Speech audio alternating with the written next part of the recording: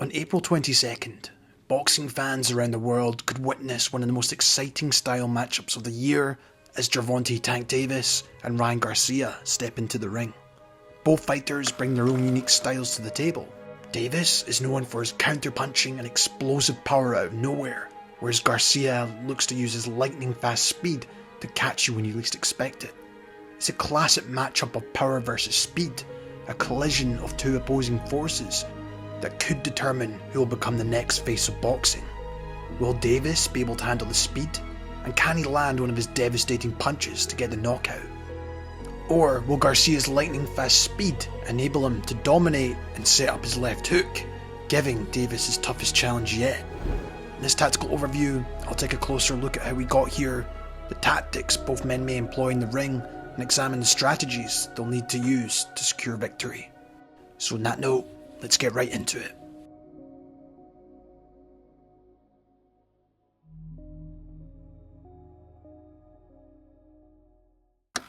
In the 1980s, we had the four kings, Leonard, Hagler, Duran and Hearns. And arguably, these were some of the best fights in history, as it was the best fighting the best. But if we fast forward to today's decade, too many of the top young stars have not fought each other. You could even say avoiding each other to an extent. However, you have to give credit where it's due, and it was Ryan Garcia that has been calling Gervonta Davis out for years to get this fight made.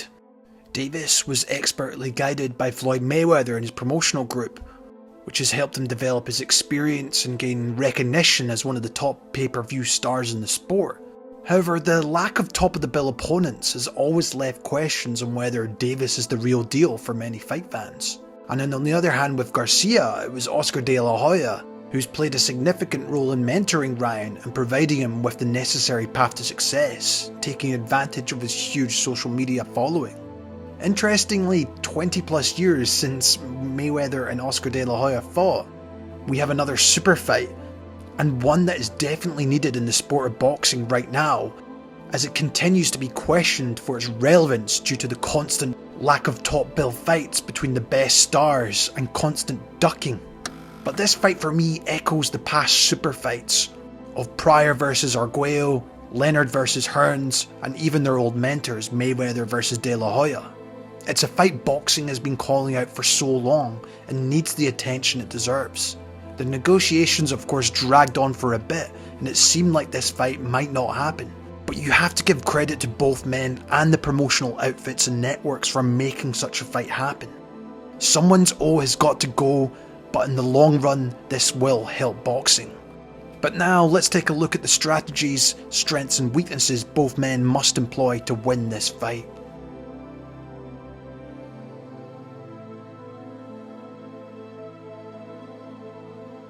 Let's start off with the so-called challenger, Ryan Garcia, probably due to his large following in social media from a young age, and he gets compared to being an influencer boxer at times, but in fact, he has a big amateur experience, and there will be a lot of mental pressure on him to perform against his toughest opponent to date.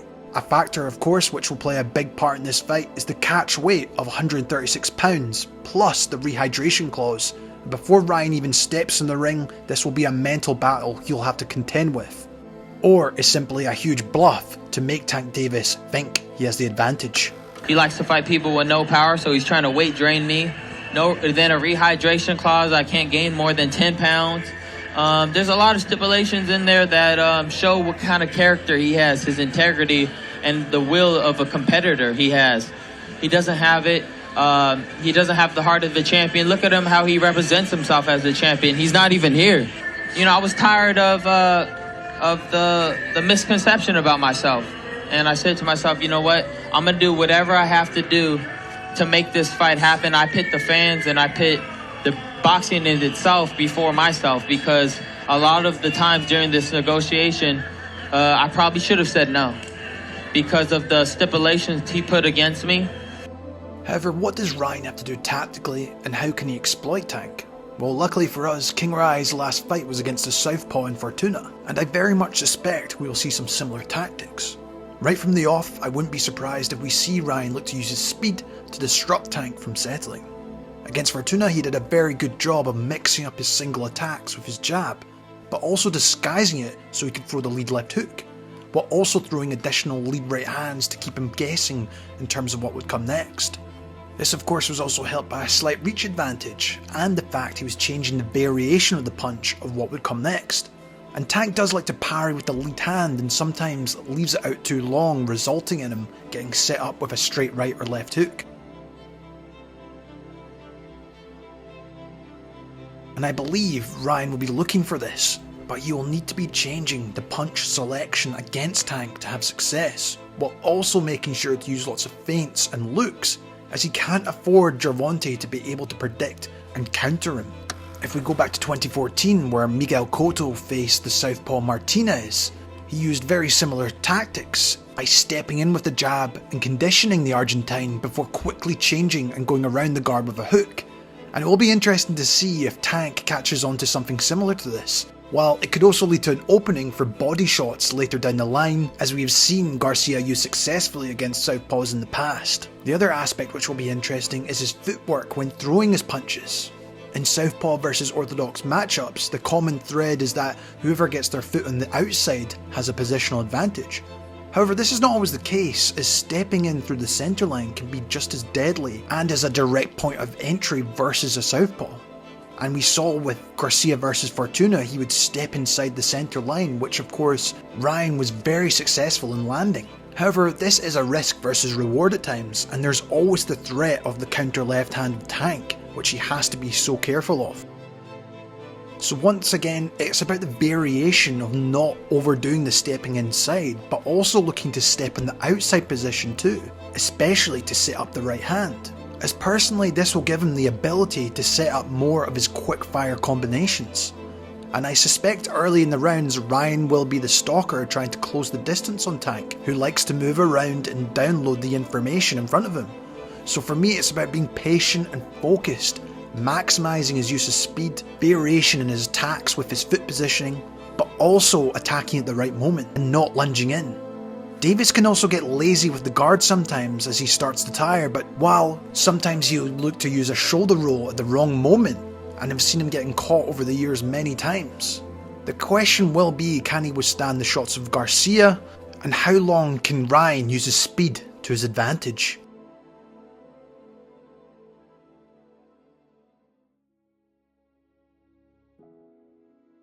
For Tank, he is very much the more experienced fighter coming into this one, and although this is probably his toughest test to date, he has a lot in his skill set to win this fight, plus there's weaknesses for him to exploit in Ryan. Physically he is of course at a disadvantage, being the smaller man and smaller reach in comparison. However, he very much makes up for this through explosive power, ring IQ and his own versatility. The fights versus Romero and Barrios are probably the best examples of how he could come out in this one. Usually Gervonta will like to stand his ground and look to use his lead hand to parry away any incoming jabs while using feints. While if his opponent attacks, he'll usually step back immediately before using lateral movement to try and reset himself again, or just using waist movement to dodge any incoming shots before pivoting out of range. This itself can be quite frustrating for opponents as they look to establish their own range and rhythm against an ever-changing and moving Davis. This is where Tank will usually take his opportunities, as if there's any hesitation or a moment of inactivity, he looks to set up his left hand to the head or body. This once again helps create hesitation in terms of where that punch will actually land next. While if his opponent lunges in, this is also another huge opportunity for Tank to use his powerful counter-punching abilities, which can knock anyone out. Garcia has been seen in the past to also get distracted with the battle of the lead hand at times, and I'm sure Davis will look to possibly use this as a weapon to set up Ryan with his own looping left hand at one point. Another potential weakness of Ryan is that he looks to set dominance with his speed, as he does have a habit of keeping his left hand low and chin untucked due to his style of fighting, while he also likes to keep range and distance between himself and his opponent for the most part. And if his opponent is coming forward, he has a bad habit of sticking out his lead left hand while stepping back, trying to keep them out of range. But as seen, this can lead to him getting caught with the left hand, especially versus southpaws. And Davis, I imagine, will no doubt want to test this at some point, but he needs to be very careful himself of Ryan's counter right hand or check left hook, which has knocked opponents out in the past. However, as I mentioned with Davis, he does have a good ring IQ and great timing with his punch selection. And as much as Ryan will no doubt look to step in the centre line, I suspect Davis will also look to do the same. No doubt by setting up the lead right hook, similar to the Barrios fight, while stepping in. Especially if Garcia tries to leave his arm out, as he so often does when moving back. For Tank, if he can hurt Ryan even once, I suspect he will look to turn up the pace big time and look to finish him off, as he's a much more polished fighter when it comes to fighting on the inside compared to Garcia. And with the drop in weight and rehydration clause, I suspect Tank and his team will be aiming to finish him off in the later rounds.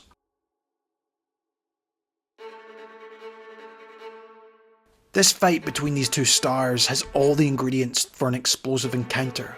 While both fighters may start tentatively to gauge each other's strengths and weaknesses, it is clear Garcia has the speed and unpredictability to potentially cause an upset. However, Davis possesses legendary punching power that can end a fight in any moment.